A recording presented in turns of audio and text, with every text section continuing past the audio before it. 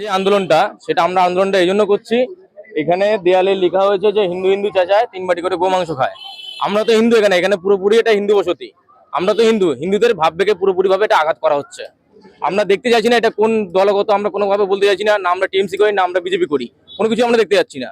কিন্তু এটা টিএমসি থেকে লেখা আছে, এখানে বড় বড় করে লোগো দেওয়া আছে টিএমসির। কিন্তু এই যে জিনিসটা লিখেছে সেটা পুরোপুরি ভাবে আমাদের ভাববেগে আঘাত দিয়েছে। তাই আমাদের আন্দোলন, তাই আমরা রাস্তা অবরোধ করছি। পুলিশ প্রশাসন থেকে লোক এসছে, উনি আমাদেরকে আশ্বাস দিয়েছেন যে ঠিক আছে এখন রাস্তা অবরোধ ছাড়ার জন্য, কিন্তু এটা কিছুক্ষণের মধ্যে এটা মুছে দেওয়া হবে। এটা স্থানীয় বাসিন্দাদের উদ্যোগে হলো। এটা আমরা কোনো রাজনৈতিক পক্ষ থেকে নয়, বলছি না। এটা আমরা এটা হচ্ছে পাউলিয়া পার্কের সামনে, আরো দু জায়গায় আছে, একটা ভবরদারির সামনেও আছে, একটা আলোবিরির সামনে আছে। তাই আমরা চাইছি যে অতি সত্বর এগুলো মুছে দেওয়া হোক। পুলিশ এটাই বললো যে ওনারা এটার অ্যাকশন নেবে, একটু পরে এসে এটা মুছে দেওয়া হবে। আর আমরা এটাও জানিয়েছি যদি না মোছা হয় তাহলে আমরা আবার রাস্তা অবরোধ করবো।